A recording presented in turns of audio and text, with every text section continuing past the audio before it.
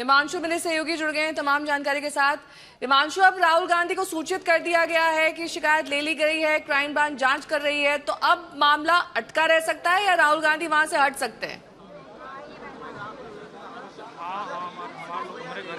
देखिए, जिस तरीके का गतिरोध बना हुआ उसको देख करके तो मुश्किल लग रहा है, क्योंकि देखिए जब हमने देखा कि अंदर काफी देर, पहली बात तो आधे घंटे के करीब वो अंदर बैठे रहे और उसके बाद जब वो बाहर की तरफ आए, पहले वो अंदर जो हमें जानकारी मिली है, जब शिकायत दी गई तो राहुल गांधी की तरफ से कहा गया कि तुरंत अभी एफआईआर दर्ज की जाए, आप डीसीपी हैं, आपको पूरी अथॉरिटी है।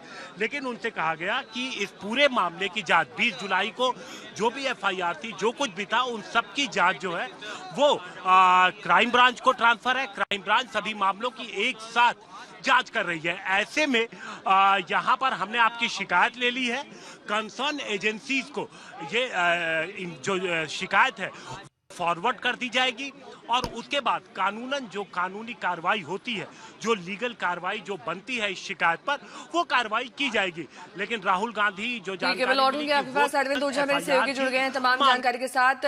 शिकायत पर जांच अधिकारी को बता दिया गया है, अब जांच अधिकारी ही आगे की कार्रवाई करेगा। क्या इस बात से संतुष्ट होंगे राहुल गांधी या फिर धरने पर कायम रहेंगे?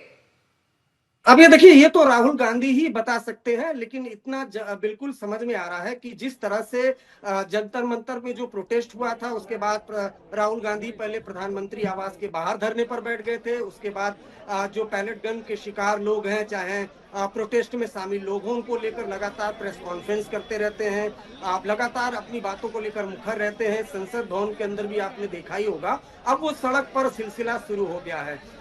जो राहुल गांधी है वो पहुंचे थे डीसीपी नई दिल्ली के दफ्तर के बाहर। जो आज तक पर तस्वीर देख पा रहे हैं, इसमें जो पुरुष अधिकारी हैं वो डीसीपी नई दिल्ली है सचिन शर्मा, जबकि महिला अधिकारी है ज्वाइंट कमिश्नर नुपुर प्रसाद। उन्होंने एक्सप्लेन किया कि जो कुछ भी होता है 20 जुलाई को जो प्रोटेस्ट हुआ था, उसमें जो कुछ भी होता है उसकी बाकायदा डिपार्टमेंटल भी इंक्वायरी होती है, पुलिस भी असेसमेंट करती है कि 20 जुलाई को किसको चोट लगी, पुलिस को चोट लगी, प्रोटेस्टर को चोट लगी, पुलिस की तरफ से किस तरह का एक्शन हुआ, पुलिस पर जो एलिगेशन लगते हैं उन पर भी इन्वेस्टिगेशन होती है।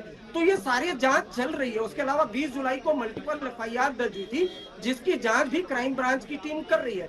आपने जो शिकायत दी है उस शिकायत को भी हम कंपाइल कर रहे हैं और उसकी भी जांच कमेटी की टीम कर रही है।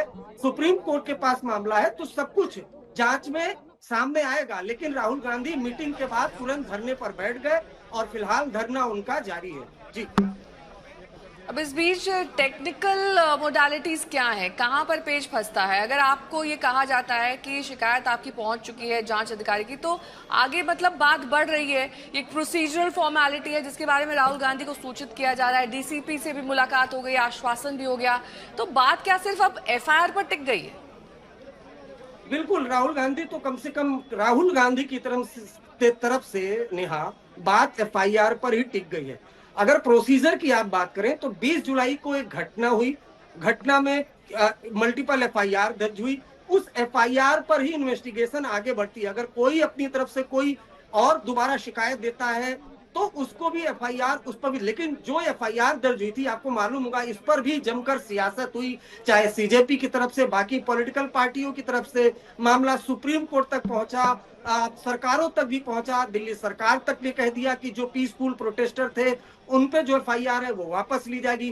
तो ये मामला सुप्रीम कोर्ट में है। जहां तक राहुल गांधी जिस चीज की बात कर रहे हैं, चाहे लाठीचार्ज हुआ, चाहे टीयर गैस की सेल छोड़ी गई हो, पैलेट गन का आरोप हो, रबर गन का आरोप हो, तो ये एक प्रोसीजर का हिस्सा है। इसकी जांच कमेटी करती है, जो डिपार्टमेंटल इंक्वायरी है वो करती है। इस पे एफआईआर किसके खिलाफ दर्ज होगी, कैसे दर्ज होगी, ये तो राहुल गांधी बता सकते हैं।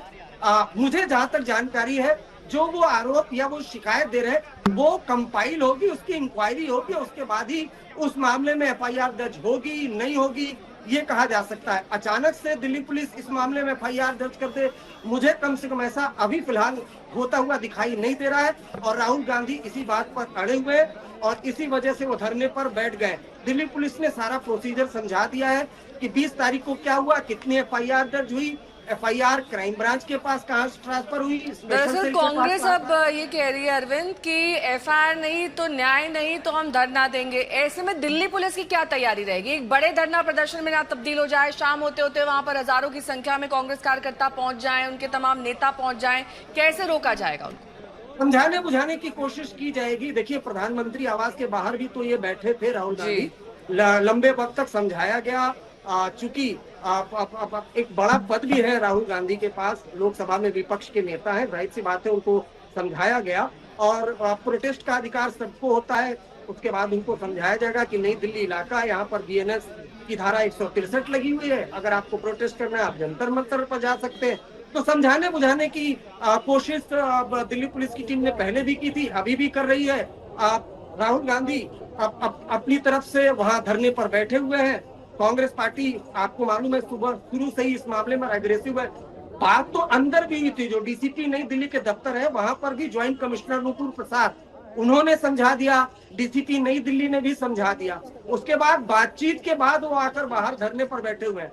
तो समझाने बुझाने की कोशिश है, लेकिन उसके बाद होता वही है जो बाद में अचानक से जबरन दिल्ली पुलिस उठाती है और किसी जगह पर डिटेन करके लिया जाता है। तो बहुत मुमकिन है कि कुछ देर बाद शायद डिटेन कर ले, हालांकि ये कंफर्म नहीं है, लेकिन होता ही, जो मैं प्रोसीजर की बात कर रहा हूँ, प्रोसीजर होता यही है। तो फिलहाल राहुल गांधी धरने पर बैठे हुए हैं और पुलिस की कोशिश यही होगी कि उनको समझाया जाए और वहां से हटाया जाए। ठीक है, अब बने रहिए हमारे साथ। बीच हिमांशु में सहयोगी जुड़े हुए हैं। हिमांशु, क्या धीरे धीरे वहां पर भीड़ बढ़ रही है, कार्यकर्ता भी पहुंच रहे हैं?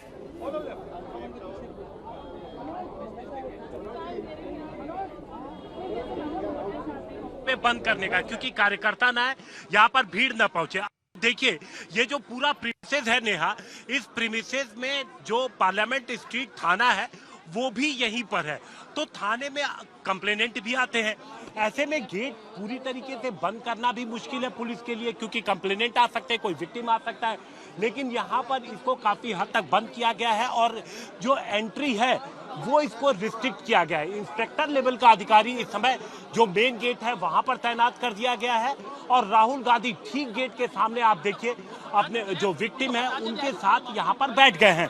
यहाँ पर जब राहुल गांधी अंदर थे तो उनको यही समझाने की कोशिश लगातार पुलिस के अधिकारियों द्वारा की गई कि जो प्रोसीजर है, जो लीगल प्रोसीजर है, वो यहाँ पर अपनाया जाएगा। शिकायत दी गई है, ये शिकायत जो एजेंसी जांच कर रही है, क्राइम ब्रांच। ठीक है, मैं रोकूंगी आपको। इस बीच एक पोस्ट आया है कांग्रेस द्वारा, इसमें राहुल गांधी जन नायक की तरह दिखाई दे रहे हैं, अन्याय के खिलाफ जन नायक इसका कोट है। दरअसल ये बड़ा बड़ा जन नायक यहाँ पर लिखा हुआ है। जाहिर तौर पर ये जो मुद्दा है इसे कांग्रेस छोड़ने वाली नहीं है। संसद में भी मुद्दा उठाया गया था पेलेट गन के इस्तेमाल को लेकर। लगातार राहुल गांधी गृह मंत्री अमित शाह के जवाब की मांग कर रहे थे और आज धरने पर इसी को लेकर बैठ गए हैं जब उन्हें जवाब नहीं मिला। हालांकि बीजेपी की ओर से कहा गया कि अमित शाह जवाब देने के लिए तैयार है, लेकिन भारी हंगामे के बीच इस तरह की कोई कार्रवाई नहीं हो पाई। अब देखिए, ये पोस्ट बहुत ज्यादा निर्णायक हो सकता है, क्योंकि जिस तरीके से कांग्रेस इसे पोज कर रही है वो ये कि अन्याय हुआ है क्योंकि पैलेट गन का इस्तेमाल किया गया। क्राइम ब्रांच में को लगातार जांच चल रही है इस मामले को लेकर। क्या जब तक एफआईआर दर्ज नहीं होगी? Since HPC has already been constituted, यहाँ है, उनका जो आदेश होगा उस आदेश को हम लोग फॉलो करेंगे। मैं अलग से यहाँ पर अब कोई बात आपसे कहूँ वो उचित नहीं होगा। हम उनके समर्थन में यहाँ आए हैं, जो वो चाहेंगे और जैसा वो आदेश देंगे वैसे ही हम करेंगे। राहुल जी तो स्पष्ट कह रहे हैं कि जब तक एफआईआर नहीं होगी तब तक हम यहाँ से जाने वाले नहीं। राहुल जी इस मामले में अडिग हैं। राहुल जी आसानी से किसी बात को मानते नहीं। जब वो कन्विंस हो जाते हैं कि कोई बात सही है तो उस सही बात पर वो अडिग रहते हैं और यही हम लोग सब मानते हैं कि उनमें एक विशेषता है जो और नेताओं में नहीं होती। उस विशेषता के संबंध में उस विशेषता को सपोर्ट करने के लिए समर्थन में हम यहाँ हैं। So since the HPC has already been constituted by Supreme Court, could this demand for an FIR not have waited? मुझे आप अंदर जाने देंगे तो मैं आपको बताऊंगा। मुझे तो आप अंदर नहीं जाने। So since the HPC has already been constituted by Supreme Court, could this demand of an FIR not have waited till they come in with their recommendation? Point is, if an FIR is to be registered, it is to be registered. The law of the land does not change with the Supreme Court or the High Court. Supreme Court will also want the law of the land to be followed. If this is not the law of the land, they should go to the Supreme Court and tell them. But the Supreme Court will support the law of the land, which says when there is a cognizable offence, there should be an FIR. That's very clear. It's clear to a young child as well.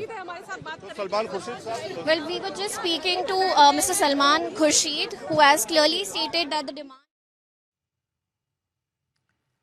तो सलमान खुर्शीद ने कुछ भी साफ तौर पर बोलने से इनकार कर दिया, लेकिन उन्होंने कहा कि जिस तरीके से ये धरना प्रदर्शन चल रहा है, दरअसल पीड़ित को इंसाफ दिलाने के लिए हिमांशु मेरे सहयोगी जुड़े हुए हैं। हिमांशु, क्या वहां पर और भी जुट रही है? आप ताजा तस्वीरें वहां से दिखाइए। देखिए, बिल्कुल जो अंदर की तस्वीरें हैं, ये आप अंदर की तस्वीर देखिए, जहां पर राहुल गांधी बैठे हैं। यहां पर जैसे ही कुछ कार्यकर्ताओं का पहुंचना शुरू हुआ, वैसे ही यहां पर गेट बंद कर दिया गया। मैं आपको बाहर की तस्वीरें दिखाने की कोशिश करता हूं, जहां पर कार्यकर्ता कुछ पहुंच गए हैं और यहां पर नारेबाजी भी शुरू हो गई है। आप देखते हैं कि यहां पर आप देखिए, जो थाने के बाहर की सीधी तस्वीर ये है कि यहां पर कुछ कार्यकर्ता पहुंचने शुरू हो गए हैं। नारेबाजी यहां पर शुरू हो गई है। ये मेन गेट की तस्वीर है। आप देखिए, ये मैं तस्वीरें अंदर से दिखा रहा हूं, क्योंकि यहां पर अब पुलिस ने एंट्री एग्जिट जो है वो काफी हद तक रिस्ट्रिक्ट कर दी है, क्योंकि अंदर डीसीपी ऑफिस के अलावा, जैसा मैंने पहले बताया था, यहाँ पर लोकल थाना भी है, पार्लियामेंट स्ट्रीट का पुलिस थाना भी है, एसएचओ भी बैठते हैं और एसीपी बैठते हैं, कई सारे कंप्लेनेंट भी आते हैं। तो जो रोज का काम है वो काम किसी तरीके से प्रभावित ना हो, इसकी वजह से ये गेट पूरी तरीके से बंद नहीं किया जा सकता। यहाँ पर जब अधिकारी आए थे, हमें ये भी जानकारी मिली है कि जो लीगल टीम थी उनको ये भी जानकारी दी गई कि जो पूरा प्रोसेस है उस प्रोसेस को फॉलो किया जाएगा। जो एफआईआर जो दर्ज है और जो शिकायतें हैं उनमें इस बात का जिक्र है, और जो भी पहलू 20 जुलाई को जो कुछ भी हुआ था, चाहे वो आरोप थे, पुलिस के ऊपर अटैक हुआ, छात्रों को चोट लगी, उनके ऊपर मारपीट का आरोप लगा पुलिस के ऊपर कि छात्रों के साथ ज्यादा बल प्रयोग किया गया, पैलेट गन, तो ये सारे जो पॉइंट हैं, ये सारे पॉइंट जांच के दायरे में हैं। ये सब कुछ जांच के दायरे में है।